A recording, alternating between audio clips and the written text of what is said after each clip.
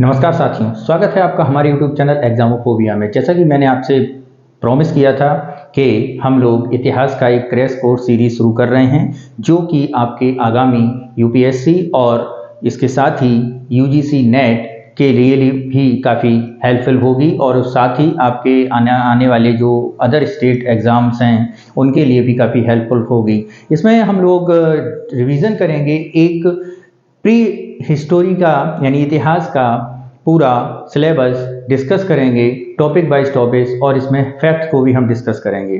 ठीक है, जैसा कि आप बोर्ड में पीछे देख रहे होंगे कि ये एक इतिहास की सीरीज हम लोगों ने शुरू की है और इस सीरीज में हम लोग भारतीय इतिहास को डिस्कस करेंगे और इतिहास के नवीन बढ़ते हुए पैटर्न को भी डिस्कशन होगा, जिसमें कि हम लोगों को देखना है कि कई ऐतिहासिक फैक्ट्स ऐसे आपके सामने नज़र आ रहे हैं जिसमें आप लोग कहते हैं कि ऐसा इतिहास तो हमने देखा नहीं। तो उन सारे फैक्ट्सों की भी यहाँ पर चर्चा की जाएगी।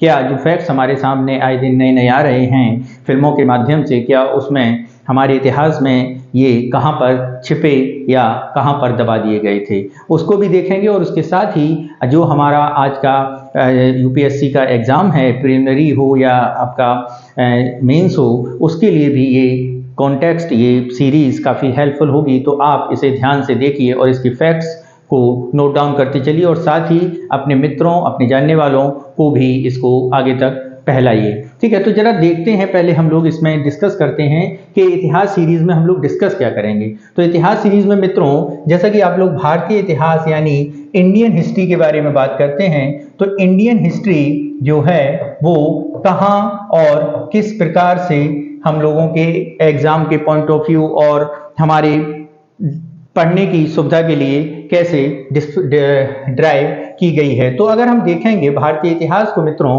तो भारतीय इतिहास 3 कैटेगरी में बांटा गया है।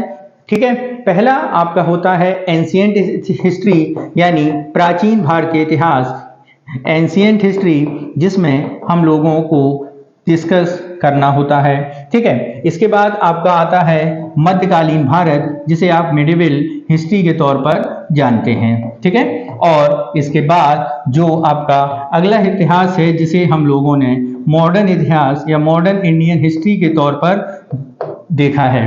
ठीक है, तो इन सब को हमें यहाँ पर डिस्कस करना है। तो आज जो हम लोग टॉपिक डिस्कस करेंगे वो हमारा प्राचीन भारतीय इतिहास के अंतर्गत आएगा। किसके?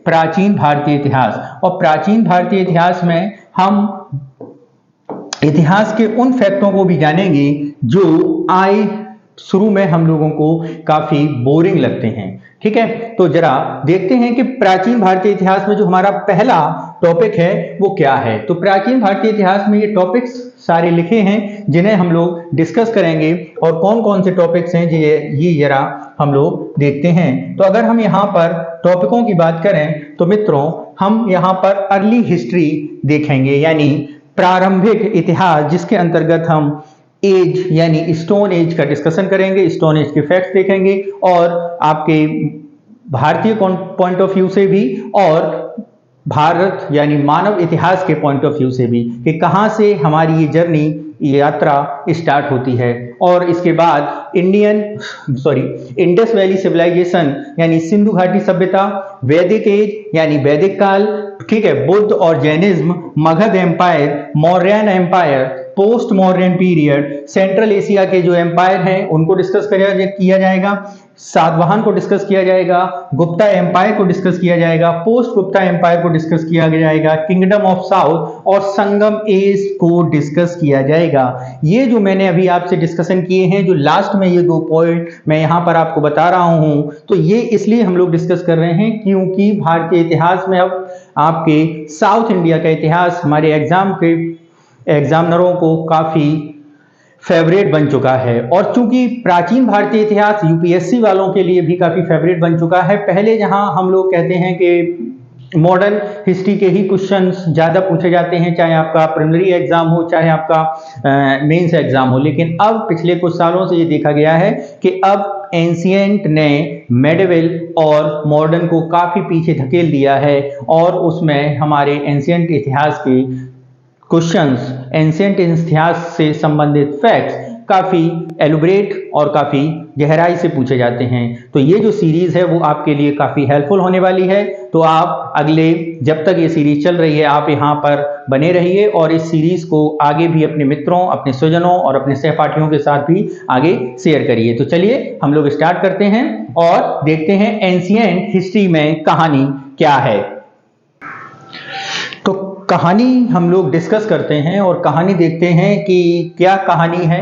तो सबसे पहले कहानी में हम जो लोग देखेंगे, डिस्कस करेंगे अर्ली हिस्ट्री, और अर्ली हिस्ट्री में हम लोग आगे देखेंगे जो पहला चैप्टर है हमारा वो है प्राग ऐतिहासिक काल, यानी जिसे हम लोग कहते हैं पालियोलिथिक। क्या बोलते हैं? पालियोलिथिक। क्या? पालियोलिथिक। पालियोलिथिक।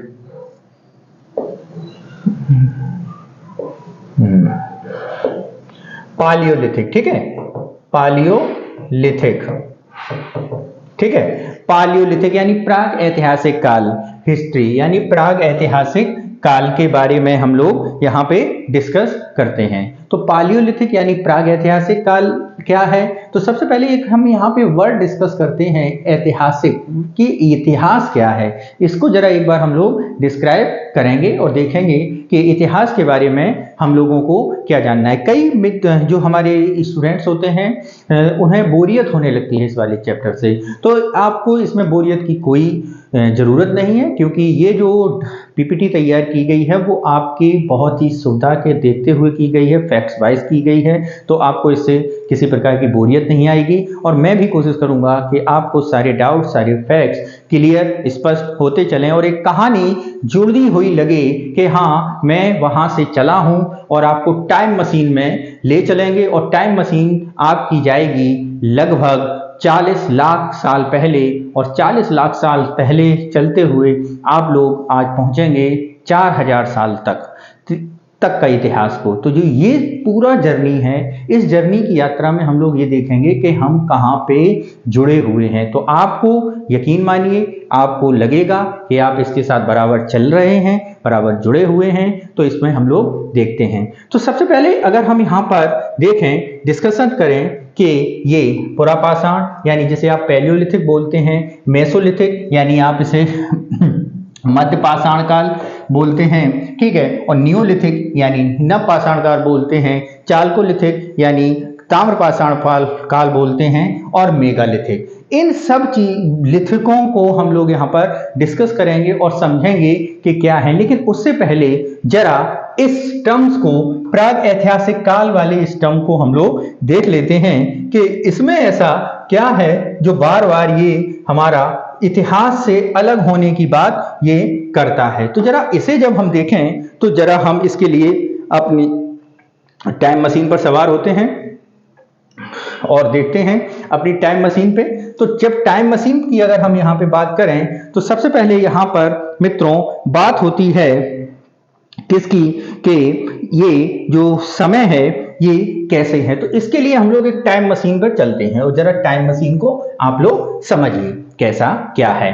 तो टाइम मशीन की अगर हम यहाँ पे बात करें कि इतिहास, प्राक इतिहास और ये इतिहास कैसे डिस्क्राइब किया जाए, कैसे हम इसे समझें, तो जरा इसे समझिए। तो सबसे पहले एक टर्म्स आता है जिसे हम लोग जानते हैं इतिहास क्या होता है, यानी हिस्ट्री क्या होती है, इसको जरा देखें, ठीक है। हिंदी और इंग्लिश दोनों के लिए हम लोग बाइलिंगुअल बन के चलेंगे, तो आप उसमें किसी प्रकार की कंफ्यूजन मत रहें कि इतिहास को इंग्लिश में और हिंदी में, यानी हिंदी मीडियम वाले छात्रों की समस्या का भी यहाँ पर पूरा ध्यान रखा जाएगा और इंग्लिश मीडियम को किसी असुविधा ना हो तो उसका भी यहाँ पर पूरा ख्याल रखा जाएगा। तो सबसे पहला टर्म आता है इतिहास। तो इतिहास बेसिकली होता क्या है? तो इतिहास बेसिकली होता है एक कलेक्शन ऑफ इवेंट्स, यानी घटनाओं का संग्रह। लेकिन हर घटना इतिहास में हम लोग संग्रह नहीं करते हैं, क्योंकि उस घटना के साथ साथ हमें क्या होनी चाहिए, यानी एक घटना हो, कोई घटना मान लो घटी हो, आप ही देखते हैं कि मेरे साथ ये उस समय हुआ था जब मैं 4 साल का था, ये था या वहां था या ये था।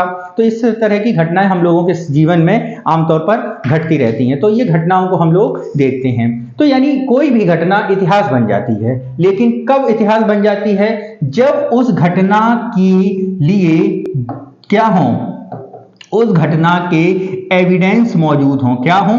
एविडेंस क्या हो, उपलब्ध हो, यानी साक्ष्य क्या हो, उपलब्ध हो। अब साक्ष्य उपलब्ध हो, क्या होंगे साक्ष्य? तो अगर हम यहाँ साक्ष्य को एलुबरेट करें, साक्ष्य को बताएं, तो साक्ष्य दो तरह के हो सकते हैं। क्या हो सकता है कि किसी ने कहानी लिख दी हो, यानी साक्ष्य हमारा कैसा हो, साक्ष्य हमारा लिखित हो, रिटन फॉर्म में हो। एक तो पहली बात तो क्या हो जाए, रिटन फॉर्म में साक्ष्य हो, और इस रिटन फॉर्म को क्यों और प्रूफ करने के लिए, जैसे मान लो मैंने लिखा कि मैंने आज से 10 साल पहले एक घर बनाया, ये मैं लिख के चला गया अपनी डायरी में।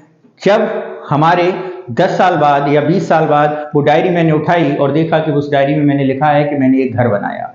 घर बनाया है तो घर कहीं मौजूद तो होगा, इस धरती पर ही कहीं बनाया होगा, या कहीं भी आपने जो एड्रेस दिया होगा वहां पे मौजूद होगा। ऐसा तो नहीं हुआ होगा कि घर बनाया आज इंडिया में था, परसों वो सर फिसल कर बांग्लादेश में चला गया, ऐसा तो नहीं हुआ होगा। ठीक है, तो यानी उस लिखित साक्ष्य की प्रूफ के तौर पर हमें उसका साक्ष्य उपलब्ध हो, जिसे हम पुरातात्विक साक्ष्य बोलते हैं। क्या बोलते हैं? पुरातात्विक साक्ष्य, जिसे क्या कहा जाता है, आर्कियोलॉजिकल यानी पुरातात्विक। ये पुरातात्विक क्या होता है? तो पुरातात्विक को मैंने अपने पिछले वीडियो में भी आपको कई बार समझाया है कि कोई भी फिजिकल एविडेंस, जैसे कॉइन हो सकता है, ठीक है, जैसे आपका किसी प्रकार का पत्र हो सकता है, कोई बिल्डिंग हो सकती है, कोई आभूषण हो सकता है, ये सारे साक्ष्य आपके क्या कहलाएं, कब्र हो सकते हैं, ठीक है, कोई इमारत हो सकती है, ठीक, ये सारी सिद्धांत आपके जो साक्ष्य होंगे वो क्या होंगे, आर्कियोलॉजिकल यानी पुरातात्विक साक्ष्य होंगे। ये जब दोनों उपलब्ध हों, ठीक है, और इनकी एज और इनकी में बताया गया टाइम जब सेम होता है, वेरी करता है, समान समय का होता है, तो और उसको हमने क्या कर लिया है, हमने नोट डाउन कर लिया है, तो ये सारी चीजें मिलकर किस सब्जेक्ट की रचना करती हैं, इतिहास की रचना करती हैं। बात समझ में आ गई?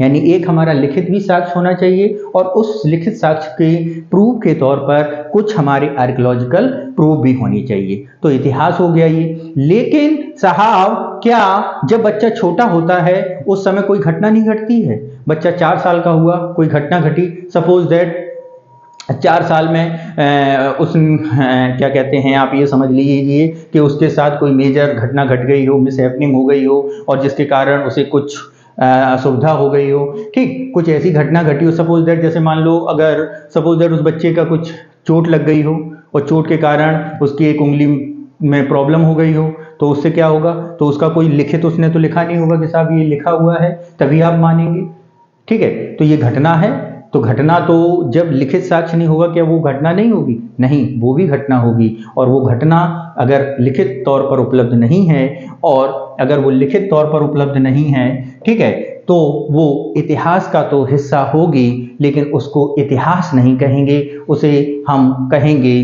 Pre historic. क्या कहेंगे? Pre historic. क्या कहेंगे मित्रों? Pre historic.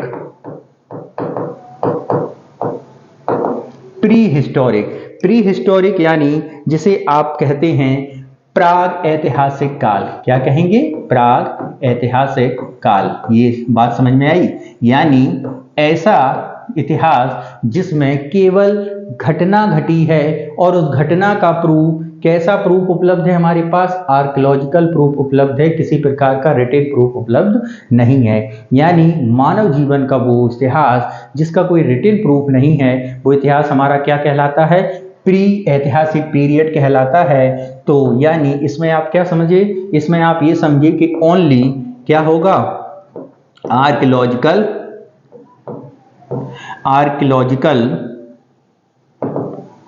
एविडेंस।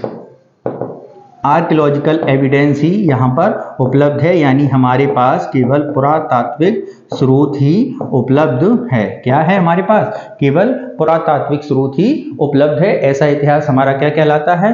प्राग ऐतिहासिक काल कहलाता है। बात समझे? वो इतिहास जिसका केवल हमारे पास पुरातात्विक स्रोत है, यानी कोई भी ऐसा स्रोत नहीं है, यानी किसी प्रकार का रिटेन साक्ष्य यहाँ पर उपलब्ध नहीं होता है। रिटेन यानी लिखित उपलब्ध नहीं होता है।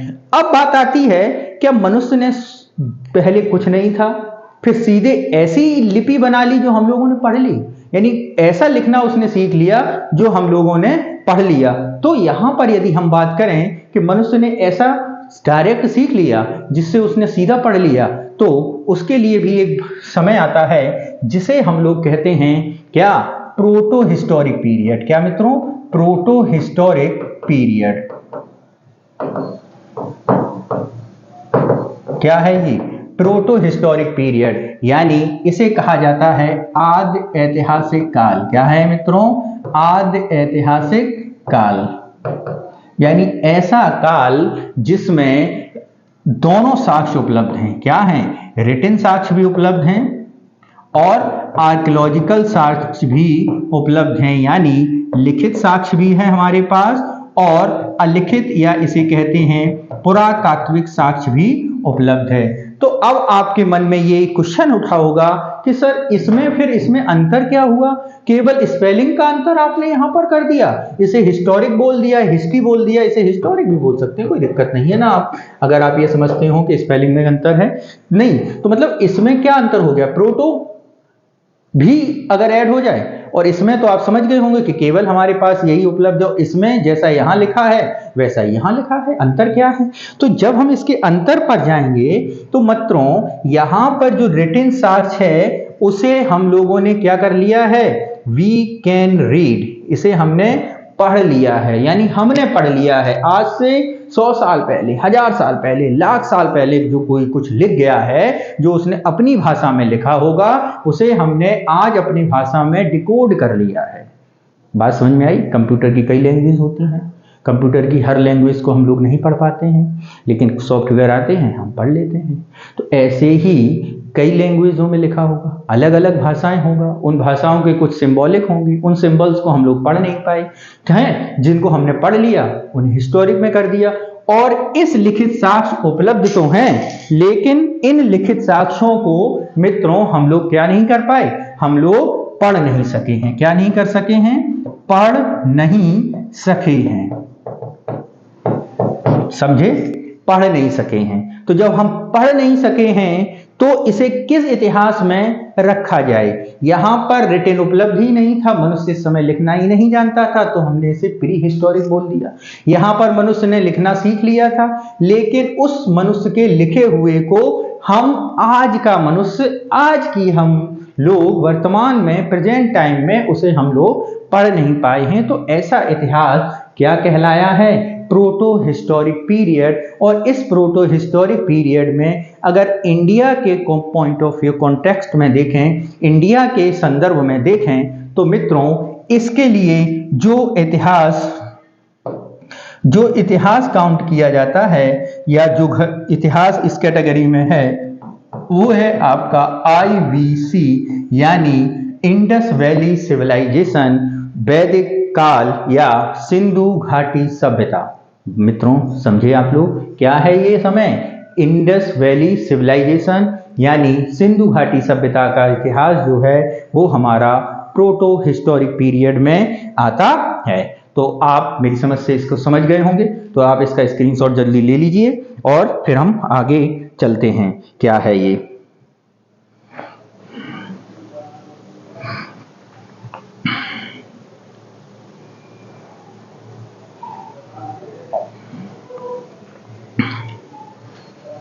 ठीक है। अब अगले पॉइंट पर चलते हैं। अगला क्या पॉइंट है, अगला पॉइंट अगर हम इस टॉपिक को समझें तो हमारा अगला टॉपिक है BC वर्सेस AD। क्या है, BC वर्सेस AD, यानी समय, यानी टाइम पीरियड में आप देखते होंगे कहीं पर लिखा होता है BC और कहीं पर लिखा होता है AD। क्या है BC और AD, इसके आगे देखते हैं। तो अगर हम इसका देखें तो मित्रों यहां पर भी टाइमलाइन बनाते हैं, ठीक है। और तो इस टाइमलाइन में यदि हम बात करते हैं एज ए BC का, तो BC का मतलब होता है बिफोर, क्या होता है, बिफोर क्राइस्ट।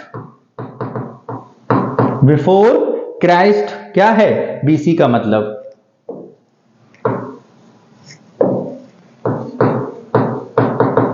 ठीक है।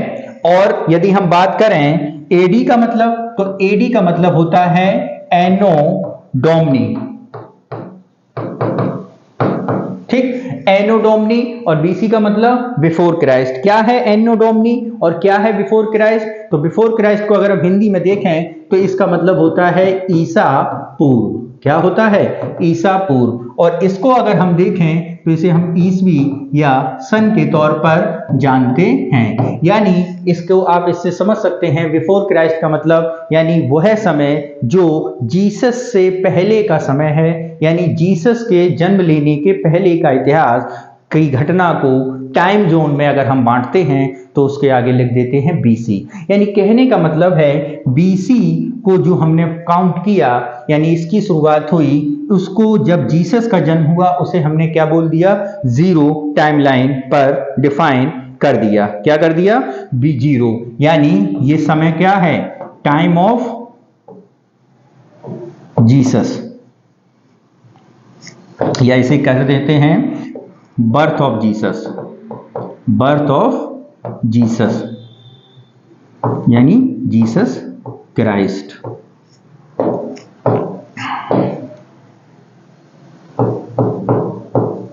Jesus Christ. अब जब जीसस क्राइस्ट के जन्म को हमने एक मान लिया और इसके पहले की कहानी बतानी है तो हमने लिख दिया एक, इसके पहले की और कहानी बताने हैं तो हमने लिख दिया 100, और पहले की कहानी बतानी है तो हमने लिख दिया 1000, और पहले की कहानी बतानी है तो हमने लिख दिया 10 लाख। तो इस तरह यानी इसके आगे क्या लिखा जाता है? बीसी आप लिखा हुआ देखते हैं। ठीक है, 1 BC, 100 BC, 1000 BC, 10 lakh BC। यानी मानव इतिहास यानी इतिहास के समय को जीसस के पहले की घटनाओं को इंगित करने के लिए जो समय बताया गया वो हमने यहां लिख दिया। अगर यहां जाते हैं 1, यहां जाते हैं 1900, यहां जाते हैं 2000, यहां जाते हैं 2021, यहां जाते हैं 2025। तो इस तरह का टाइम पीरियड ये ईस्वी में चलता है। ठीक है, लेकिन ये जो टाइम पीरियड है इसे as a religious time period के तौर पर या धार्मिक टाइम विभाजन टाइमलाइन के तौर पर भी देखा जाता है। तो इसका इस समय के तौर पर अगर हम देखते हैं तो इसका क्या नाम है, नाम भी चेंज करने की बात की जाती है। तो कहीं कहीं अब जो मॉडर्न बुक्स लिखी जा रही हैं उसमें बीसी की जगह जो यूज किया जाता है वर्ड है वो है बीसीई। कौन सा वर्ड है? बीसीई। और इस वर्ड का यदि हम फॉर्म निकालें तो इसका क्या मतलब होता है? Before common era. क्या है? Before common era. और एसी का मतलब और बीसी की जगह यदि हम सीई की बात करें इसके आगे क्या लिखा जाता है? सीई। और इस सीई का मतलब होता है कॉमन एरा। क्या होता है मित्रों? Common era. तो बात समझे, जो ये टाइमलाइन जीसस के बर्थ के आधार पर लोगों को धार्मिक लग रहा था, रिलीजियस लग रहा था, तो इसका टाइमलाइन अब चेंज होने लगा है और अब बीसी की जगह बीसीई लिखा हुआ आप देखते हैं, यानी बिफोर कॉमन एरा। और ईसी और एडी की जगह सीई लिखा होता है जिसका मतलब होता है कॉमन एरा। यानी जो जीरो टाइमलाइन है, जो बर्थ ऑफ जीसस है, उस समय को कॉमन एरा के तौर पर डिफाइन किया जाता है। और इस तरह ये बीसी और एडी में डिफरेंस आपको समझ में आया होगा और इसे आप कमेंट बॉक्स में जरूर बताइएगा। ठीक है, और अब इस बीसी और सीई की लाइन को हम लोग आगे ले चलते हैं। ठीक है, तो अब मित्रों बात करते हैं हम लोग जिस टाइम पर थे, जिस समय पर थे, प्रागैतिहासिक काल को समझ रहे थे, यानी मानव के इतिहास काल को समझ रहे थे। तो इस मानव के इतिहास के बारे में यदि हम बात करें तो मानव के इतिहास की कहानी हमने पुरापाषाण, मध्यपाषाण, नवपाषाण और चालकोलिथिक यानी ताम्रपाषाण के तौर पर देखी है। तो अब हम इसको देखते हैं कि मानव का इतिहास कब से स्टार्ट होता है। ठीक है, यानी ये जो समय है ये पत्थर युग या स्टोन युग का मतलब है। ठीक है, तो अगर हम इसको देखेंगे, अगर हम देखेंगे मित्रों, तो ये जो मानव के इतिहास के बारे में यदि हम बात करें तो भारतीय पॉइंट ऑफ व्यू से तो इसका डिवीजन किया गया है, लेकिन इससे पहले भी मानव के इतिहास के साक्ष्य के तौर पर यदि हम बात करते हैं कि कौन से इतिहास किस तौर पर ये बात की जाती है, ठीक है, तो उसके बारे में हम लोग देखते हैं। तो सबसे पहले हम लोग बात करते हैं अपनी मानव की उस बात का कि कब क्या देखते हैं। तो सबसे पहले यदि हम यहां पर बात करें तो यहां पर मित्रों एक हम बात करते हैं अफ्रीका के बारे में। आज किस पर डिस्कशन करेंगे? अफ्रीका पर डिस्कस करते हैं और देखते हैं अफ्रीका की, क्योंकि अफ्रीका को क्या कहा जाता है आप ये समझिए, उसे कहा जाता है मानव के जन्म का, यानी अगर हम यहाँ पर बात करें अफ्रीका की, तो अफ्रीका को क्या कहा जाता है? क्रेडल ऑफ मैनकाइंड, यानी मानवता का पालना। ठीक है, क्योंकि सबसे पुराने साक्ष्य जो मानव के इतिहास के मिले हैं वो हमें कहां पर मिले हैं? वो हमें अफ्रीका में ही मिले हैं। तो जरा इसको समझते हैं कि अफ्रीका में क्या क्या हुआ है और उसके बारे में हम लोग थोड़ा देखते हैं। क्या देखते हैं? तो मित्रों, अगर अफ्रीका के बारे में बात करें तो इसे क्या बोला जाता है? पहले तो आप ये समझ लीजिए कि अफ्रीका को हम बोलते क्या हैं।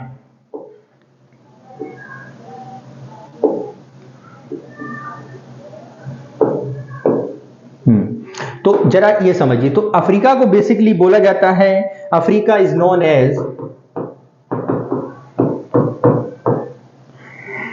क्रेडल ऑफ मैनकाइंड, यानी मानव का पालना। यानी इसने ही मानव को क्या किया है? मानव को पाला है। तो यदि हम यहां पर देखते हैं तो जो हमारा मानव है वो कब, किस एज से स्टार्ट होता है? तो मानव के सबसे पुराने अगर हम साक्ष्य के तौर पर देखें तो इस वाले बेल्ट पर मानव के सबसे पुराने साक्ष्य हमें मिले हैं। जिस साक्ष्य के तौर पर हम अगर बात करते हैं, यहाँ पर जो मानव के साक्ष्य मिले हैं वो किस टाइप का मानव है? वो वन मानव है या नर मानव, नर वानर। क्या है वो? नर वानर। ठीक है, क्या है वो? नर वानर है, जिसे हम प्रीमेट्स भी कहा जाता है। क्या कहा जाता है इंग्लिश में? प्रीमेट्स, या इसे हम कह देते हैं एपिप कहते हैं। ठीक है, यानी नर वानर के तौर पर देखा जाता है। और ये कौन सा समय है, जरा इसको भी समझ लें। तो अगर हम इसको समझते हैं तो मित्रों देखेंगे कि ये समय कौन सा है। इसको अगर हम डिस्कस करते हैं तो मित्रों देखते हैं कि ये जो मानव का इतिहास है ये किस टाइम का है। तो मित्रों ये जो आपका है वो ऑस्ट्रोलोपिटस है। जब मानव कैसा है इस समय, जो अभी मैंने अफ्रीका में बात की, इस टाइप का मानव है। ठीक है, किस टाइप का? इस टाइप का। अब ये जो आपका मानव है ये किस श्रेणी में आता है? ये आता है प्रीमेट्स की श्रेणी में। किसकी में? प्रीमेट्स की श्रेणी में। और ये अगर हम बात करते हैं ये समय कब का है? 5.5 मिलियन ईयर एगो का। ठीक है, यानी 5.5 से लेकर ये जाएगा 1.5 मिलियन ईयर का। ठीक है, यानी ये जो आपका प्रीमेट्स है, या आप इसे कहेंगे नरवानर। क्या कहेंगे? नरवानर है। तो ये नरवानर जो है वो क्या है, क्या कैसे अपनी अब जीवन यात्रा में प्रोग्रेस कर रहा है। यानी जैसे कि हम लोग जानते हैं कि हमारे पूर्वज भी कहां से आए हैं? वानर ही हमारे पूर्वज थे। आपने देखा होगा सुल्तान में मेजर साहब भी जान गए थे, या फिर ये कहिए आपके पहलवान भी जान गए थे सलमान खान को देख के कि मानव का जन्म वानर से हुआ है। तो यानी यहां भी आप ये समझ रहे होंगे कि ये जो नर वानर है जो आज से 5.5 मिलियन यानी लाख साल पहले की मानव है, जो किस पर चल रहा है? 2 पैरों पर चल रहा है। यानी आप इसे समझ सकते हैं ह्यूमेनस है ये एक तरह से। क्या है? ह्यूमेनस, ह्यूमेनस है। ठीक है, और ये जो ह्यूमेनस है ये क्या कर रहा है? अगर हम इसे बात करें तो ये जो है अभी आप ये देखेंगे किससे चल रहा है? 2 पैरों से चलने लगा है। यानी ये जो नरवानर है ये बाइपेडल हो गया है। क्या हो गया है? बाइपेडल, यानी 2 पैरों का प्रयोग करना इसने कैसे सीख लिया है। कैसे सीख लिया होगा इसे जरा समझिए। हुआ क्या है कि ये जो समय है, इस समय मनुष्य अभी क्या करता था? शिकार करता था। तो 4 पैरों से बंदर की तरह दौड़ता था। लेकिन अपनी इस जीवन यात्रा में क्या हुआ? वो आगे बढ़ा, और आगे बढ़ने के दौरान उसने क्या देखा? उसने ये देखा कि आगे बढ़ने के दौरान उसने क्या देखा? आगे बढ़ने के दौरान उसने ये देखा कि जो अफ्रीका का माहौल है, अफ्रीका में समय आ गया है आइस एज का, यानी आप ये समझिए हिम युग का। और इस हिम युग के कारण अब वो यहां से माइग्रेट करने लगा है, और इस माइग्रेशन में यहां पर ग्रास यानी घास बहुत बड़ी बड़ी हो गई है। और इस बड़ी घास में वो इंतजार देख करता था, शिकार करता था, और इस शिकार में वो देखता था कि आसपास उसे कहीं खतरा तो नहीं है, तो उचक उचक के वो उसे देखते थे। यानी 2 पैर से, और 2 पैर से जब उचक रहे थे तो धीरे धीरे से वो सीधे होने लगे। और यही चीज आप यहां पर इस टाइमलाइन में आप लोग देख रहे होंगे कि वो कैसे सीधा हो रहा है। और ये जो समय है आपका, ये जो मानव है, ये है आपका ऑस्ट्रोलोपिथेकस अफ्रीकन्स मानव, ठीक है। और ये जो अफ्रीकन मानव है जो क्या कर रहा है, ये अगर इसके बारे में बात करें तो ये जो अपने खाने के लिए क्या कर रहा है, खाने का संग्रहण करता है, यानी खाने का क्या कर रहा है, खाद्य संग्राहक है। अभी खाद्य को क्या कर रहा है, संग्राहक। तो ये संग्राहक कर रहा है, संग्रहण कर रहा है। तो ये संग्रहण के दौरान वो एक जगह स्थान पर एक परमानेंट रेसिडेंस बनाकर नहीं रह रहा है, वो आगे बढ़ता जा रहा है। और इसी आगे बढ़ने के दौर में वो उस समय जहां पर अफ्रीका के अब वो वेस्टर्न तट पर था, अब वो ईस्टर्न की ओर जो ग्रासलैंड मैंने तुम्हें बताया उस ओर बढ़ने लगता है। और इस समय में वो एक तरह से यात्रा के दौरान वो सीधा होने लगा, ठीक है। और सीधे होने के कारण वो आगे बढ़ा, और आगे बढ़ने के बाद अब वो जब आगे बढ़ रहा था, यात्रा कर रहा था, तो कई बार उसके पीछे जानवर दौड़े होंगे तो उसने उनको भगाने की कोशिश की होगी, तो खुद भी भाग रहा होगा। रास्ते में उसे कोई पत्थर मिला होगा, वो उसने उसे फेंक कर मारा होगा। तो उसे ये लगा होगा कि यार ये पत्थर तो बड़ा अच्छा है, क्यों ना इस पत्थर को और थोड़ा इंप्रूव किया जाए और अपने एज ए वेपन के तौर पर यूज करने लगे। तो इसीलिए उसने क्या किया, पत्थरों का एज ए वेपन के तौर पर यूज करने लगा। यानी जब मानव इस श्रेणी में आता है, यानी इस श्रेणी यानी होमो हैबिटस की श्रेणी में आया है, हेबिल्स की श्रेणी में, होमो हेबिल्स की श्रेणी में, जो समय क्या है 2 मिलियन से लेकर ये है 1.5 मिलियन ईयर एगो की कहानी। और ये इस समय का मानव क्या हो गया है, स्केल यानी दिमाग अब उसके डेवलप होने लगा है। और दिमाग डेवलप होने लगा है तो उसने क्या यूज करने लगा, वो पत्थर को यूज करने लगा। यानी अब वो पत्थर का प्रयोग करना सीख गया, किसके तौर पर, एज ए वेपन के तौर पर, हथियार के तौर पर। और जब ये हथियार के तौर पर यूज करने लगा, ठीक है, तो अब हम बात करते हैं कि ये हथियार के तौर पर यूज कर रहा है, ठीक है। तो हथियार के तौर पर यूज करने के बाद ये देखिए, ये इसके हाथ में क्या हुआ, हथियार आ गया। हथियार आ गया तो उसने उन पत्थरों को धीरे धीरे नुकीला करना शुरू कर दिया, जिससे तुरंत फेंके, तुरंत हमारा शिकार जो हमें कल डरा रहा था वो हमें अब किसके लिए यूज, अब उसे हम खाने के लिए क्या करने लगे, यूज करने लगे। तो वो हथियार एज ए वेपन बनने गया। और ये वेपन बनने के दौरान हुआ क्या है, हुआ मित्रों ये है कि अब ये जो मनुष्य है वो मनुष्य अफ्रीका को छोड़कर माइग्रेट करना शुरू कर देता है। और ये अफ्रीका के माइग्रेशन के दौर पर अगर हम यहाँ देखते हैं तो वो क्या करता है, वो अफ्रीका से यूरोप की तरफ माइग्रेट करने लगता है। किसकी तरफ, यूरोप की तरफ माइग्रेट करने लगता है। और इस माइग्रेशन के दौरान वो यहाँ पर अभी ग्रासलैंड में था, अब ग्रासलैंड के साथ वो यहां मूव करने लगा, और इस मूव के साथ वो इधर जाने लगा यानी अफ्रीका की तरफ, और अफ्रीका के साथ साथ वो इस तौर पर भी मूव किया और इंडिया की ओर आने की दौर में प्रवेश कर गया है। तो जब जो इंडिया के दौर में वो प्रवेश कर रहा है, तो अगर हम इस समय के बारे में बात करें तो मित्रों इस समय जो इंडिया में वो प्रवेश कर रहा है, तो अब वो माइग्रेट करने लगा है। और इंडिया में प्रवेश करने के दौरान अब वो बन गया है होमो इरेक्टस, ठीक है, होमो इरेक्टस। और ये होमो इरेक्टस क्या कर रहा है, माइग्रेशन कर रहा है, यानी अब ये तेजी से यहां से आगे बढ़ रहा है। क्यों बढ़ रहा है, क्योंकि अब देखिए ये जो मैंने समय बताया था ग्रासलैंड का, ये एज ए आपका कैसा समय था, पीलियोस्टोन एज था। क्या था, प्लीस्टोन एज, ठीक है। या इसे आप कह सकते हैं ये कैसा युग था, आइस एज था, यानी हिमयुग था। और हिमयुग से वो आगे बढ़ा, और इस आगे बढ़ने के दौरान उसने सोचा कि जहां पर हमें गर्म वातावरण, गर्म जलवायु मिले उस ओर हम मूव करें, वरना हम सरवाइव नहीं कर पाएंगे। और वो माइग्रेट करना शुरू कर दिया, माइग्रेशन उसका शुरू हो गया, ठीक है। और इस माइग्रेशन के दौर में हम देखते हैं कि वो भारत में भी प्रवेश करता है, और भारत में प्रवेश करता है तो वो समय कौन सा होता है, वो समय बन जाता है मानव का ये समय, यानी अब मिंडार्थल के तौर पर वो भारत में प्रवेश करने लगा, ठीक है। और भारत में प्रवेश करने की अगर हम समय के बारे में बात करें तो मित्रों ये जो समय है आपका, इसका समय 1.8 मिलियन से लेकर 1 लाख ईयर, ठीक है। और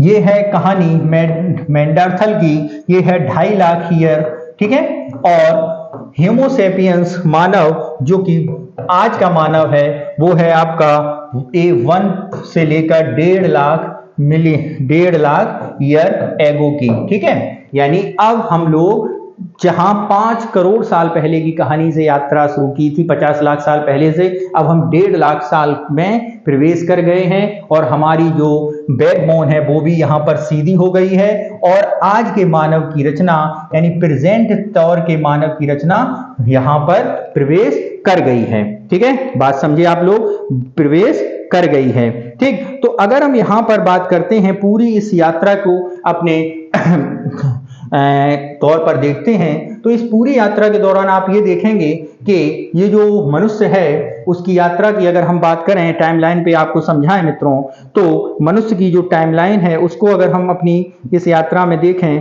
तो सबसे पहले जो मानव है वो आपका कौन सा मानव मैंने आपको बताया था, वो बताया था ऑस्ट्रेलियो जो मानव है वो कब 5.5 मिलियन ईयर एगो की बात कर रहा है, यानी 50 लाख 50.5 लाख साल पहले का मानव है। और ये मानव कैसा है, ये मानव बाइपेडल हो गया है, यानी बाइपेडल का मतलब ये मानव 2 पैरों पर चलने लगा है, 2 पैरों का प्रयोग करने लगा है। यानी उसके अब जो हाथ हैं वो हाथ कैसे हो गए हैं, फ्री हो गए हैं। वो अब इन हाथों से शिकार करता है, इन हाथों से पेड़ों की कटाई भी करने की कोशिश करेगा, ठीक है। और 2 पैरों से चलना उसने शुरू कर दिया है। तो यानी जो आगे के उसके जो पैर थे वो अब आगे उसके हाथ के तौर पर बनने लगे हैं और ये हाथ अब पैर की आकृति को छोड़कर एक वर्तमान हाथ की ओर मूव करने लगे हैं, ठीक है। और चूंकि हमने क्या किया, ये जो एस्ट्रोलस मानव है वो सीधे होने की कोशिश करने लगा, तो जो उसकी रीढ़ की हड्डी मेरुदंड बैकबोन जो टेढ़ी हुई है वो अब सीधी होने लगी है। और इस तौर पर हम देखते हैं कि इस समय का मानव करता क्या था, वो था क्या, तो इस समय का मानव फूड गैदरिंग का काम करता था, यानी एक स्थान पर नहीं रहता था, यानी खाद्य संग्रहक का कार्य करता था, खाद्य का संग्रहण करता था, यानी खाने का संग्रहण उसके द्वारा किया जाता था ऊपर। और क्या करता था, और हंटिंग करता था, यानी शिकार करता था। ये उसके मेन काम थे, यानी शिकार भी करना, फूड गैदरिंग भी करना, ठीक है। और इसके बाद कहानी आती है एक नए एज की, जो आपकी हिस्ट्री का टर्म है, वो सॉरी ज्योग्राफी का टर्म है, प्लेरियोस्टोन एज।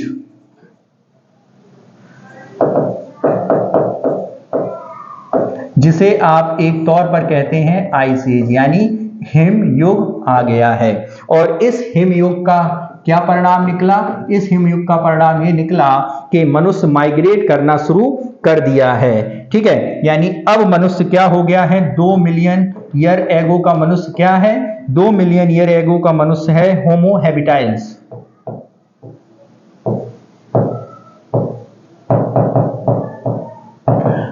होमो हैबिटेट्स है, ठीक है। और यही मनुष्य क्या कर रहा है, इसमें स्किल पैदा हो गया है और वो किसका प्रयोग करना शुरू कर दिया, स्टोन का प्रयोग, यानी पत्थर का प्रयोग उसने शुरू कर दिया है, पत्थरों का प्रयोग वो करने लगा है, ठीक है। इसके बाद इसी टाइम पर मनुष्य का एक नया जीवन विकास हुआ जिसको हमने कहा होमो इरेक्टस। क्या है, होमो इरेक्टस।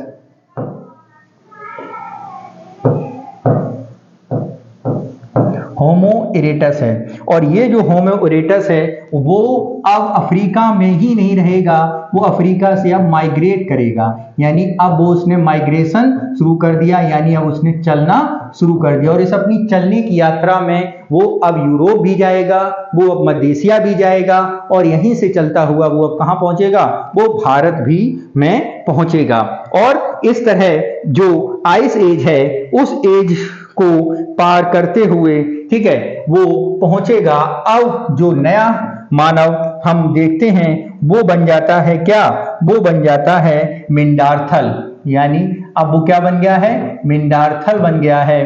और भारत में प्रवेश करते करते यानी होमो सेपियंस, ये जो समय है माइग्रेशन का, अब वो होलोनेसिक किस एज में,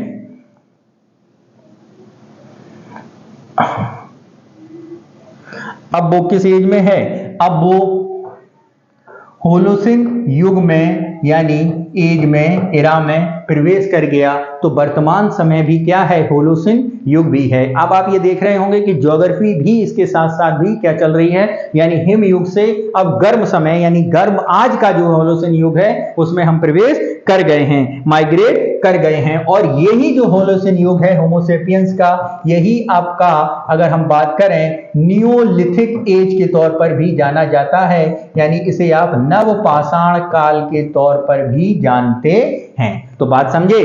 तो यहां पर जो ये टर्म्स है नियोलिथिक, इसमें आप ये समझते होंगे नवपाषाण काल के तौर पर भी जानते हैं। और ये जो समय है आपका, ये जो यहां पर 2 मिलियन ईयर है और यहां पर जो समय आया वो 1 मिलियन 1 लाख ईयर के तौर पर, यदि मिलियन ईयर के तौर पर हम देखते हैं। और जब मनुष्य यहां पर प्रवेश कर रहा है, भारत में प्रवेश कर रहा है, तो वो 5.5 लाख ईयर के तौर पर यहां पर प्रवेश कर रहा है। और ये जो समय आपका नियोलिथिक एज का समय आएगा, ये समय जो आपका मित्रों होगा ये 4000 बीसी का समय होगा, ठीक है। और यहीं पर हम नवपाषाण युग के बारे में जान पाएंगे, ठीक है। तो इस तरह आप समझ गए होंगे ये जो समय है, ये जो पूरा का पूरा समय है, ये कौन सा समय है, ये आपका समय है पैलियोलिथिक एज। कौन सा है मित्रों, पैलियोलिथिक,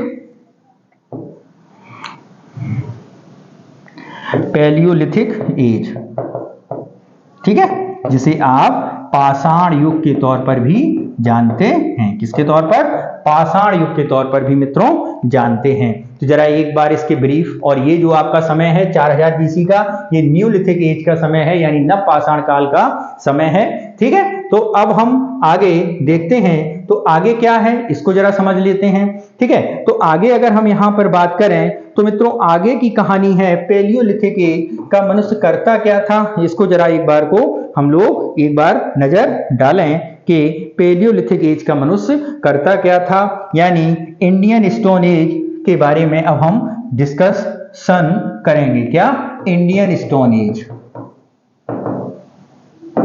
तो आप इस पूरी इरा को समझ गए होंगे, इस पूरी यात्रा को समझ गए होंगे, ठीक है। अब भारतीय पाषाण युग के बारे में हम लोग देखेंगे कि भारतीय पाषाण युग क्या है, क्योंकि इस यात्रा के दौरान हमने 50 लाख साल की कहानी को धीरे धीरे 5 लाख की कहानी में आ गए हैं, और 5 लाख की कहानी को भी हमने कन्वर्ट कर दिया है, वो 4000 साल पुरानी कहानी में पहुंच गए हैं न्यूलिथिक एज की में। तो जो हमारा पाषाण युग है उसके बारे में यदि हम बात करें तो मित्रों पाषाण युग बेसिकली हमारा 3 टर्म्स में इसको बांटा गया है। किसमें, 3 टर्म्स में इसको बांटा गया है। यानी अगर हम इसके बारे में बात करें तो सबसे पहले आता है ओल्ड स्टोन एज। कौन सा ये, ओल्ड स्टोन एज, जिसे हम कहते हैं पुरा पाषाण काल। क्या है, पुरा पाषाण काल। फिर है मिडिल स्टोन एज, जिसे क्या कहते हैं हम लोग, मध्य पाषाण काल, ठीक है। और उसके बाद क्या है, new stone age,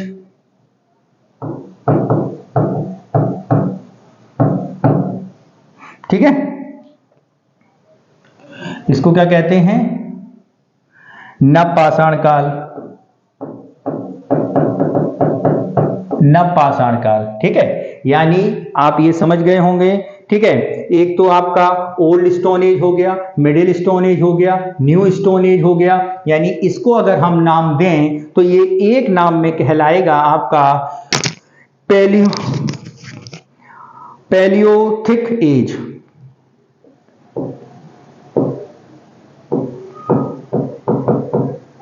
Palaeolithic as, ठीक है। इसको अगर हम नाम दें तो ये क्या कहलाएगा, मीजोलिथिक एज। और इसको अगर हम नाम दें तो ये क्या कहलाएगा, नियोलिथिक एज। क्या कहलाएगा? न्यूलिथिक एज यानी पुरापाषाण काल। ठीक है, मध्यपाषाण काल और नवपाषाण काल। ठीक, ये आपका कहानी बनती है। ठीक है, अगर हम इसके बारे में बात करें तो इसका टाइम पीरियड क्या है? भारत के पॉइंट ऑफ व्यू से 3 लाख साल पहले, यानी 3 लाख साल, 30 लाख साल से लेकर ये कहानी है आपकी 10,000 बीसी तक की कहानी, यानी 30 लाख से लेकर 10,000 बीसी तक की कहानी इसमें आती है। ठीक है, 10,000 बीसी से ये कहानी चलती है आपकी 6,000 बीसी तक की कहानी। ठीक है, और 6,000 बीसी से या 4,000 बीसी से ये कहानी आपकी चलती है न्यूलिथिक की 1700 बीसी तक की। ठीक है, इसे आप कर सकते हैं 1750 बीसी तक, यानी इंडस सिविलाइजेशन की कहानी के तौर पर। ठीक है, ये इसका क्लासिफिकेशन मित्रों बताया गया है। ठीक है, ये इसका क्लासिफिकेशन बताया गया है। ठीक है,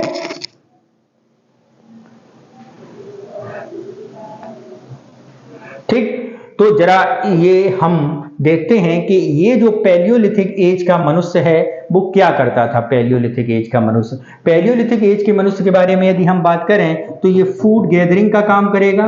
क्या करेगा? फूड गैदरिंग का काम करेगा, यानी खाद्य संग्रहक का कार्य करता है। खाना को क्या कर रहा है? संग्रहण का कार्य करता है।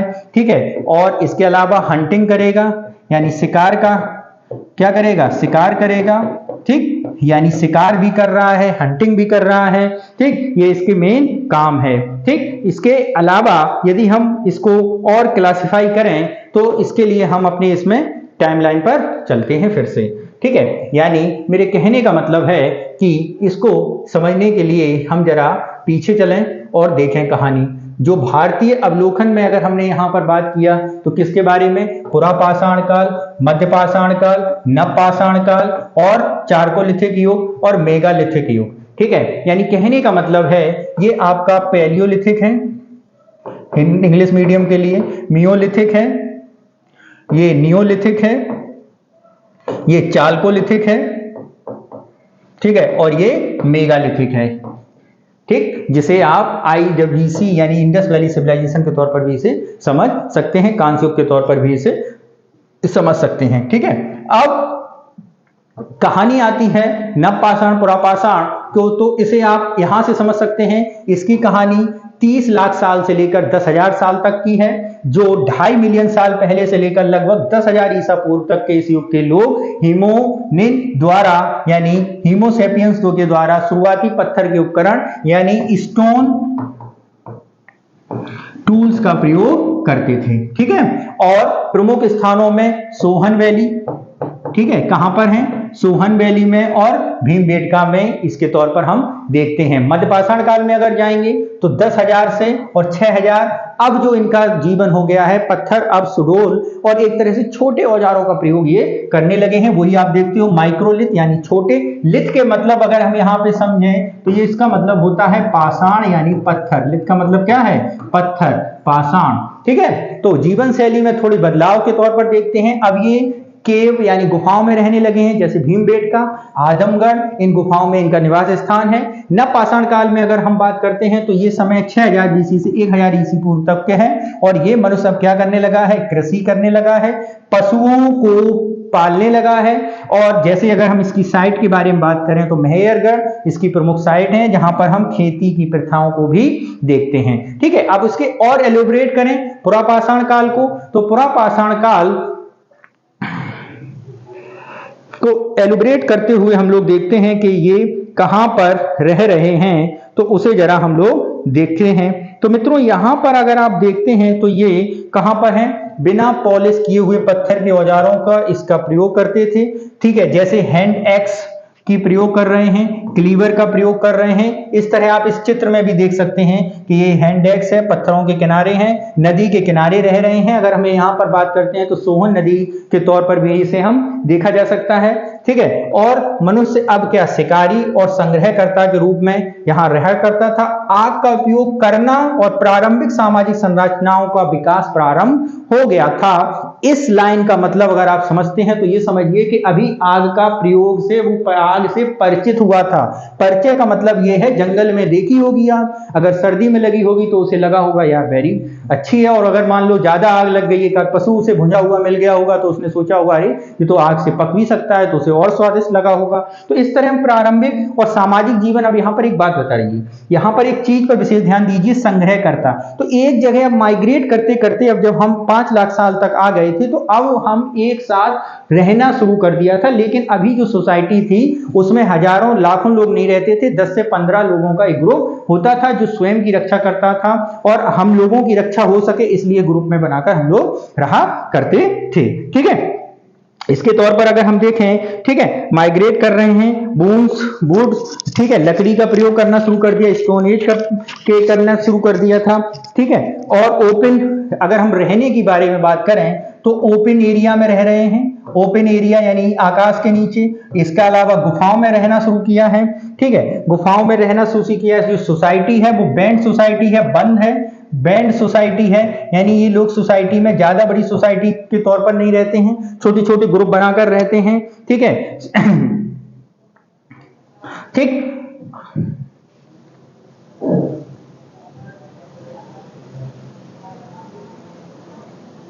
ठीक, अगर हम यहां पर लोगों को देखें कौन कौन सी साइटें होंगी, तो यहां पर पंजाब की सोहन घाटी है। कौन सी घाटी है?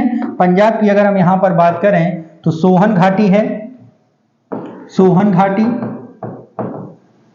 सोहन घाटी, न कि सोन घाटी। ठीक है, नर्मदा घाटी है, भीमबेटका है। चेन्नई के पास यदि हम देखें अतिरामपक्कम है, ये सबसे प्राचीन ओल्डेस्ट साइट है, ये मनुष्य की भारत में जो खोजी गई है सबसे पुरानी। मद्रास के पास अतिरामपक्कम, ठीक है, चेन्नई में अतिरामपक्कम की साइट सबसे ओल्डेस्ट साइट है। ठीक है मित्रों, ठीक, स्टोन एज के बारे में अगर हम और क्लासिफाई करें कि कौन सा स्टोन एज कितने के तौर पर या कितना पुराना है, तो यदि हम इसके तौर पर यहां पर देखें तो मित्रों स्टोन एज को फर्दर 3 चरणों में बांटा गया है। एक है आपका लोअर प्रेलियोथिक एज यानी निम्न पुरापाषाण काल। क्या है? निम्न पुरापाषाण काल के तौर पर इसे जाना जाता है। ठीक है, निम्न पुरापाषाण काल। ठीक, और ये आपका 20 लाख से लेकर 6 लाख बीसी का समय है। ठीक है, और इसके अलावा मध्य पाषाण काल यानी निम्न पुरापाषाण के बाद मध्य निम्न पुरापाषाण, मध्य पुरापाषाण काल। ठीक है, और ये आपका 3.5 लाख से लेकर 4,40,000 बीसी तक का समय है। और उसके बाद उत्तर पुरापाषाण काल जो 40,000 से लेकर 10,000 बीसी तक का समय के तौर पर यहाँ पर क्लासिफाइड किया जाता है। ठीक है, अगर हम यहाँ के इस समय के औजारों के बारे में बात करें, निम्न पुरापाषाण काल में कौन कौन सी घाटियां थी, तो यदि हम इन घाटियों के बारे में देखें तो ये घाटियां 1982 में हथनौरा यानी एमपी में अरुण सोनकिया द्वारा खोजी गई थी। ठीक है, ये साइट है। ठीक है, होमो इरेक्टस जो मनुष्य है वो इस समय आया था, मैंने आपको बताया था, जो हिमयुग के बाद सरकार शिकारी और संग्राहक था। वह कई जटिल भाषाओं में सांकेतिक भाषा में के तौर पर, ठीक है, होमो इरेक्टस हंटर, नो कॉम्प्लेक्स, किसी कोई जटिल लैंग्वेज नहीं है। ठीक है, और इसके अलावा जो मे बी साइन लैंग्वेज और सांकेतिक, इसमें क्या यूज करते थे? सांकेतिक भाषा का प्रयोग करते थे। किसका प्रयोग करते थे? सांकेतिक भाषा का प्रयोग यहां पर किया जाता था। अगर हम यहां पर इनके क्या कहते हैं, ये तो क्लाइमेट की बात हो गई। ठीक है, ये तो क्लाइमेट है। और इसके बाद जलवायु, अगर हम इनके आर्ट और इनके उपकरण के टूल्स के बारे में बात करें तो हैंड एक्स है। ठीक है, तो हैंड एक्स के अलावा चॉपर यानी जो आप क्लीवर के तौर पर देखते हैं उसका प्रयोग किया जाता था। ठीक है, भौतिक समरूपता थी। पल्लवरम में अगर हम बात करें, भौतिक समरूपता मिलने वाले जो मिले हैं हमारे पल्लवरम में, जो हैंड एक्स है वो पहली फर्स्ट पैलियोलिथिक टूल्स जो खोजा गया है रॉबर्ट ब्रूस के द्वारा खोजा गया है पुरापाषाण काल में। ठीक है, रॉबर्ट ब्रूस। और कब ये खोजा गया था? ये खोजा गया था 1863 में। ये फैक्ट्स ध्यान रखना, पूछा जाता है रॉबर्ट ब्रूस के द्वारा 1863 में। ठीक है, तो ये आपकी क्या है? ये कला और आपकी इन कुछ औजारों के बारे में बताया गया है। औजार अगर हम देखें तो इस टाइप के औजार जो नुकीले आप देख रहे होंगे पत्थर के, ठीक है, और माइग्रेट जो किया गया है अफ्रीका से, इस तरह का माइग्रेशन आप देखते हैं जो मनुष्य ने इस समय किया। जो आपका हिमयुग या होमो इरेक्टस है वो यूरोप होता हुआ भारत में भी प्रवेश कर गया, और इसके साथ ही आपका साइबेरिया से होते हुए ऑस्ट्रिया और कई जगह वो प्रवेश करना उसने शुरू कर दिया है। ठीक है, इसके बाद अगर हम पैलियोलिथिक एज के टूल्स के बारे में बात करें, युग में कौन सा संक्रमण फेज के तौर पर यदि हम ये समय देखें 11700 जो आपका होलोसिन युग है, जो वर्तमान का पीरियड है, वो आपका ट्रांजिशन पीरियड या मेसोलिथिक या मध्य पाषाण काल के तौर पर जाना जाता है, मियोजोलिथिक के तौर पर जाना जाता है। पैलियोलिथिक से मेसोलिथिक युग को संक्रमण काल के तौर पर जलवायु परिवर्तन द्वारा चिन्हित किया गया, विशेष रूप से अंतिम हिमयुग था जिससे गर्म तापमान में परिवर्तित हुआ और पारिस्थितिकी का नया तंत्र विकसित होता है। और इस समय का जो मनुष्य है वो अब माइग्रेट करने लगा है, वो एक स्थान से दूसरे स्थान पर जाने लगा है, और बदलते परिवेश के कारण नई नई रणनीतियों और नई नई इकोजोन में प्रवेश कर उस पर कब्जा करने लगा है। ठीक है, तो ये मिडिल पे ये इस समय की कहानी के तौर पर हम लोग देखते हैं। ठीक है, यदि हम यहां पर बात करते हैं एक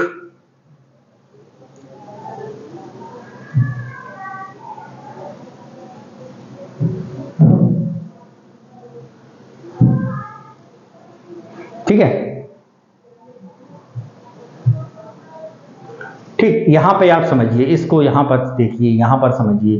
तो यहां पर यदि मैं आपको समझाऊं तो ये जो फेज है आपका, मैं बात कर रहा हूं इस वाले फेज की, ये जो समय है ये आपका समय कौन सा है, यहां पर तो पैलियोलिथिक एज को हमने 3 टाइम्स में बांट दिया है, निम्न पुरापाषाण काल, मध्य पुरापाषाण काल और उत्तर पुरापाषाण काल, इसमें हमने बांट दिया है। और ये जो आइस एज है, इससे समय का जो फेज है वो चेंज होने लगा है, माइग्रेट करने लगा है, और अब वो मिंडालथल जो मानव है वो अब किस ओर चलने लगा, वो माइग्रेट करके होलोसिन एज के कारण अब वो गर्म जलवायु का क्षेत्र में प्रवेश करने की कोशिश करने लगा है और नए नए क्षेत्र कब्जा करने की कोशिश करने लगा है। तो नए नए क्षेत्रों पे कब्जा करना है, आगे बढ़ना है, तो इसके लिए उसने जो ये समय है जो आपका मध्य पाषाण काल है, इसमें इसी फेज में उसने गर्माहट के तौर पर आग का प्रयोग करना शुरू कर दिया था। यहां परिचय हुआ, यहां प्रयोग करना उसने क्या कर दिया, शुरू कर दिया था। ठीक है, और ये जो ईयर्स है आपका, इसे आप यहां पर देख सकते हैं 11700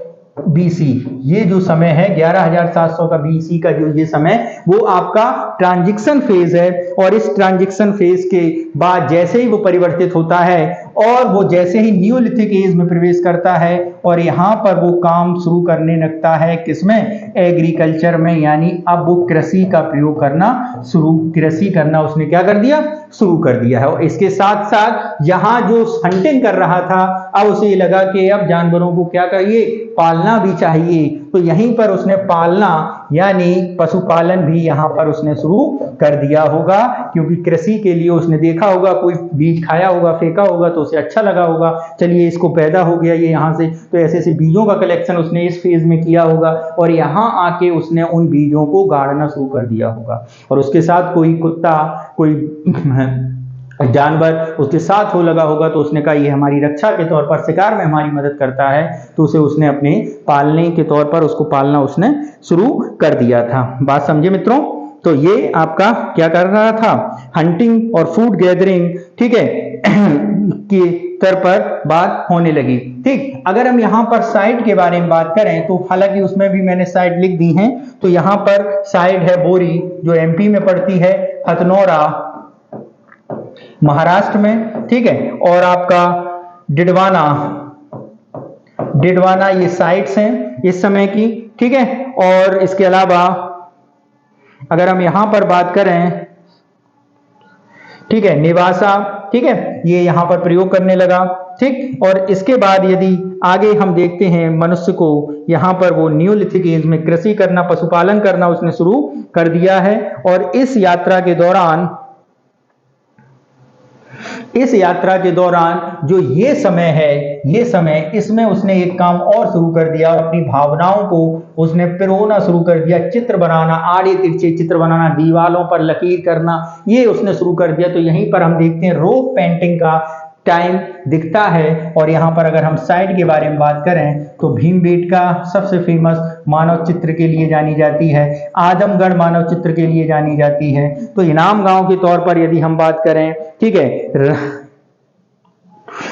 है, करनूल के तौर पर, करनूल में भी कुछ हमें मिली हैं चित्र की गुफाएं जिसमें मनुष्य रहने लगा है, भीमबेटका में रहने लगा था, ठीक है, रेनगुंटा में भी रहने लगा था, ठीक। तो ये जो समय है वो आपका ट्रांजिशन पीरियड में मनुष्य ने ऐसा करना शुरू कर दिया, ठीक है। और ये जो समय है उसमें उसने विभिन्न इकोलॉजी सिस्टम पर कब्जा करना शुरू कर दिया, ठीक है। मीजोलिथिक में अधिक व्यवस्थित जीवन बदलाव शुरू हुआ और अर्धस्थायी संरचना के साथ कृषि, ठीक है, और आपके प्रारंभिक चरणों में अधिक अवधि से उभर रहे होते हैं, ठीक है। पुरापाषाण काल और संस्कृति के तौर पर यदि हम देखें, ठीक है, तो वो क्या कर रहा है पुरापाषाण काल में संस्कृति के तौर पर अगर हम देखें, मुख्य रूप से हाथ की कुल्हाड़ी का प्रयोग करने लगा, क्लीवर का प्रयोग करने लगा, शारीरिक समरूपता प्रदर्शित होती है वर्तमान समय की, ठीक है। मध्य और दक्षिण पूर्वी भारत में यह अधिक पाया जाता है, विशेष रूप से कहां पर, अतिपरक्कम चेन्नई के पास। उपकरण के संज्ञानात्मक कौशल अब विकसित होने लगा, अच्छे नुकीले सिल्क आपके पत्थरों का प्रयोग करने लगा है, ठीक है। चालकों पैलियोलिथिक के तौर पर इसमें संस्कृति का विकास हुआ है, ठीक है। और चॉपर यानी धारदार, एज, ब्राइट जो नुकीले होते हैं, किनारे जिनके नुकीले होते हैं, ऐसे टूल्स का प्रयोग करने लगा, तकनीकी में विकास हुआ, ठीक है। भारत के उत्तर पश्चिम भाग में, पाकिस्तान में सोवन नदी घाटी जो पंजाब में पाकिस्तान में पड़ती है, उच्चैलित की तुलना में कम प्रलेखन, मुख्य रूप से विशिष्ट क्षेत्रीय साइटें यहाँ पर देखी जाती हैं, ठीक है। मेसोलिथिक युग की अगर हम संक्रमण जो ट्रांजिशन पीरियड है वो अब खाना बदोश या पेट्रोलिज्म जो वो मोबिलाइजेशन वो करता था उसमें चेंज हुआ और अब वो खाना बदोश में तब्दील हो गया और मेसोलिथिक के लोग अस्थायी झोपड़ियां, गुफाएं और चट्टान पर आश्रय लेने पर अत्यधिक मोबाइल या प्रस्थान या ये कहें चलना अब कम करने के तौर पर वो होने लगे। आग और शायद भुना हुआ भोजन का इस्तेमाल करने लगे। बाद के चरणों में यदि हम देखें, जानवरों, घरेलू उपकरणों जैसे मवेशी, भेड़, बकरियां, सूअर, कुत्ता और ऊंट का पालन शुरू हो गया। उपकरण अब छोटे होने लगे, माइक्रो यानी छोटे, जो अब चूंकि यात्रा कर रहे हैं, लंबी लंबी यात्राएं कर रहे हैं, तो भार जितना कम हो यात्रा में, सामान साथ ही हाथ बढ़ाना, तो सामान जितना कम होगा उतना ही आसान होगा। तो उपकरण कैसे होने लगे, छोटे होने लगे। छोटे पशु पक्षियों का शिकार में सहायता होने लगा।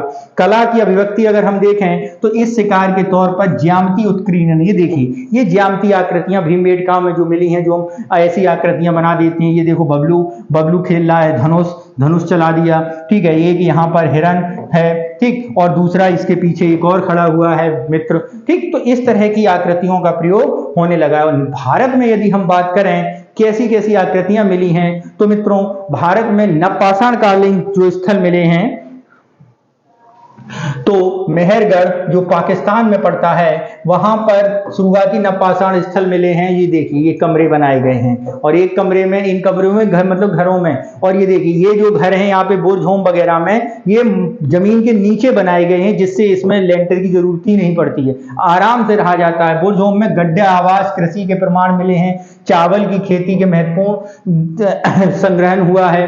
और वर्तमान की अगर इतिहास करें, कोल्डीबा प्रतापगढ़ के आसपास, इलाहाबाद की यूपी में 6500 ईसा पूर्व के आसपास शुरुआती चावल के साक्ष्य यहाँ पर मिले हैं। और कलाकृतियां नियोलिथिक काल के दौरान इस क्षेत्र का महत्व जाना गया है, ठीक है, ठीक है। सबसे पहले अगर हम यहाँ पर बात करें इंडियन कॉन्टेक्स्ट में, तो सबसे पहले एचडी द्वारा पहचाना गया प्रवाहर नदी पर नेवासा संकलियां अहमदनगर महाराष्ट्र में 1960 में खोजा था। यहाँ की जलवायु जो नर्मदा, गोदावरी, कृष्णा, यमुना, इन क्षेत्र तुंगभद्रा आदि की ओर इन घाटी में ये चला है, ठीक है। तो उपकरण के बारे में यदि हम बात करें तो खुरचनी का प्रयोग होने लगा, बोरस जैसे उपकरण का प्रयोग होने लगा, हैंड एक्स में कमी आई, अब हथियार थोड़े अच्छे होने लगे। देखिए हथियार, ठीक है, इस टाइप के हथियारों का प्रयोग होने लगा। और ये हमें कहां पर साइट मिल रही है? कर्नाटक, आंध्र प्रदेश, तेलंगाना, मध्य प्रदेश, महाराष्ट्र जैसे स्थानों पर मिल रही है। मेरावली, कुरनूल गुफाएं, भीमबेटका जैसी उल्लेखनीय साइटें यहाँ पर मिली हैं। जलवायु और जीवन शैली में यदि हम बात करें, फ्लोरा जीवन की विविध श्रेणी का समर्थन करते हुए,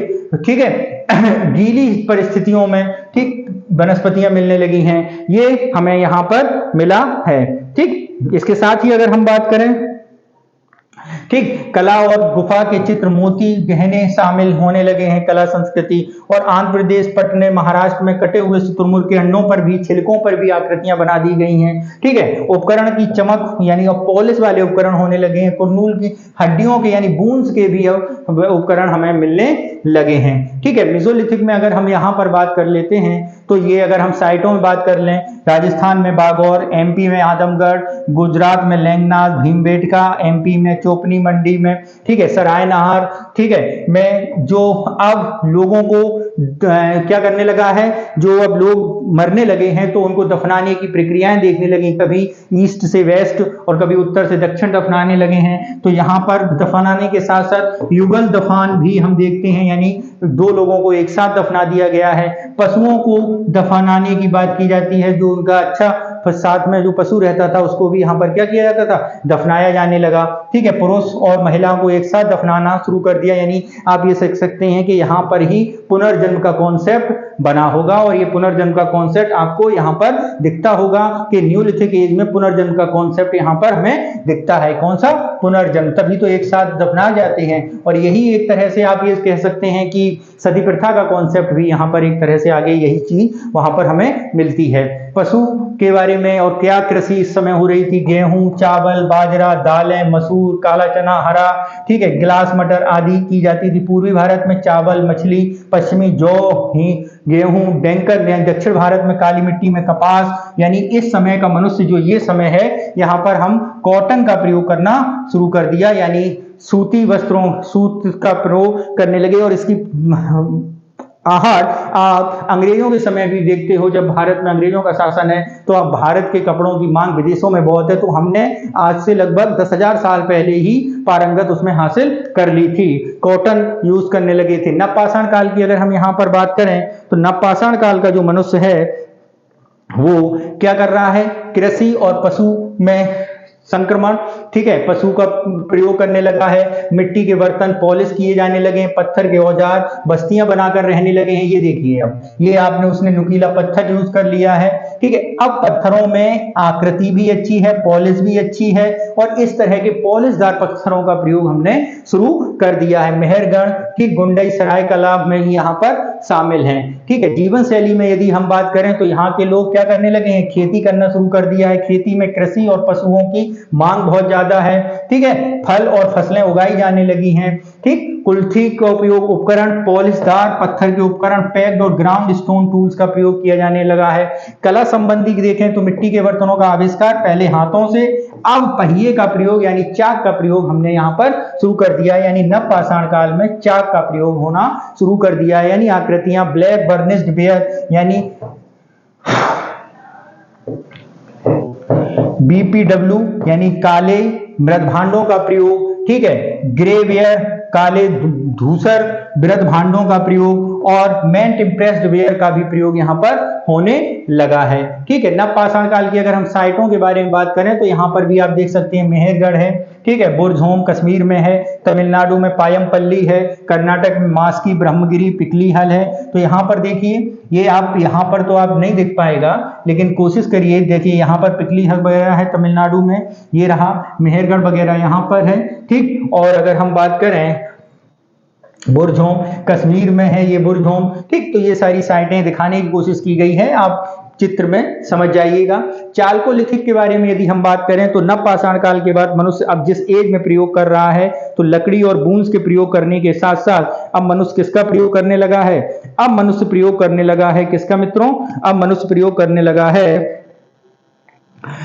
तांबे का, ठीक है। क्या करने लगा है, तांबे का, यानी पत्थर और तांबे के संयुक्त औजार की संस्कृतियों का विकसित किया जाने लगा है। जटिल समाज की जीवन शैली का उदय हो रहा है, आर्थिक गतिविधियां बढ़ रही हैं, क्योंकि अब हम क्या करें, जो पर सरप्लस प्रोडक्शन करने लगे हैं एग्रीकल्चर में, ठीक है, सोसाइटियां बनने लगी हैं, ठीक, कबीले बनने लगे हैं, और जहां 10-15 का ग्रुप था अब वो ग्रुप 50, 60, 100 से ग्रुपिंग में होने लगा है। पशुपालन भी बढ़ा है, कृषि भी बढ़ी है, व्यापार भी होने लगा है, मिट्टी के बर्तनों का प्रयोग होने लगा है। तो चालकोलिथिक एज में आप ये समझिए 4000 बीसी से 1000 बीसी तक का समय इस तौर पर ये समझा जाता है, ठीक है। चालकोलिथिक एज में अगर हम बात करते हैं तो कुछ देहाती बस्तियों के तौर पर देखें, मिट्टी के बर्तन कई बार जली गई ईंटें मिली हैं, वाटल डब भंडारण फूस के घर मिले हैं, जैसे आपका इनाम गांव महाराष्ट्र में, एरण कायथा के पास किलेबंदी की खाइयां बनाई गई हैं,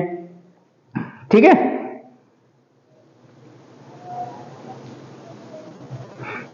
ठीक, तो ये चीजें यहां पर पॉलिशदार कुशल कॉपर स्मिथ, यानी एक तरह से आपके ताम्र के का प्रयोग करने वाले लोगों को कॉपर स्मिथ कहा जाता था, ठीक है। यानी जैसे सोनार गोल्ड स्मिथ बोला जाता है, ऐसे कॉपर का काम करने वाले कॉपर स्मिथ। पत्थर का काम में कौशल, कई माइक्रो लेते छोटे पत्थर उपकरण उत्पादन। कला संबंधी अगर हम बात करें तो अब पहले कहां थे, पहले थे आपके ब्लैक पेंटेड वेयर, और अब क्या हो गए, black and red ware printed, यानी ब्लैक और अब कैसे हो गए हैं, रेड प्रिंटेड वेयर यहां पर प्रयोग होने लगे हैं। तो जब काले और लाल पत्थर की बात की जाती है बर्तनों के प्रयोग, तो वो आपके चालकोलिथिक में प्रयोग किया जाता है मित्रों, ठीक है। किसमें किया जाता है, चालकोलिथिक में, ठीक है। तो ये यहाँ पे चालकोलिथिक की कुछ सीमाएं हैं, क्या हैं, आर्थिक और सामाजिक सीमित तांबे की आपूर्ति, तकनीकी प्रगति ने बाधा डाला। उपकरण की अगर हम बात करें तो मुख्य रूप से ग्रामीण निर्वाह, केवल खेती की जाती थी, ध्यान केंद्रित था, कम जनसंख्या घनत्व था, ठीक है। खाद्य उत्पादक अर्थव्यवस्था के बावजूद उच्च शिशु मृत्यु दर देखी गई है यहाँ पर। शहरी, इतना सब होने के बाद भी शहरीकरण नहीं है, जटिल सामाजिक संरचनाओं का विकास रुका हुआ है। कई पर्यावरणीय चुनौतियां जैसे सूखा, कृषि उत्पादकता में कमी को प्रभावित का सामना करना पड़ता था। क्षेत्रीय विविधताएं दिखती हैं, संस्कृति में अलगाव का कारण बना, व्यापार सीमित है, और अन्य सभ्यताओं से बातचीत की भी हमें यहाँ पर कमी दिखती है, ठीक है। ये चीज यहाँ पर होती है। तो इस तरह आज हम लोगों ने पैलियोलिथिक एज से स्टार्ट हुआ अपनी यात्रा मानव जीवन की, वो चालकोलिथिक पर खत्म की, और जो नवपाषाण काल का जो समय है, जो चालकोलिथिक एज का समय है, वही आपका आगे तांबे का प्रयोग के साथ साथ उसमें हम टिन का प्रयोग कर लेंगे और एक नई धातु बनाएंगे, उस धातु को कहेंगे ब्रॉन्जेज, और यही ब्रॉन्जेज भारतीय सभ्यता की एक रीढ़ की हड्डी बनेगी और भारत का प्रथम नगरीकरण बनेगा, और इंडस वैली सिविलाइजेशन के तौर पर उसे जाना जाएगा। तो मित्रों, आपको ये कैसा लगा कमेंट बॉक्स में जरूर बताइए, और हमारे इस प्रयास को सराहिए, और आगे भी ऐसे फैक्ट्स और ऐसी रोचक जानकारी जो आपके फैक्ट्स को क्लियर करती चले आपको मिलेगी। तो स्टे ट्यून विद अस और हमारे साथ जुड़े रहिए। थैंक यू, जय हिंद।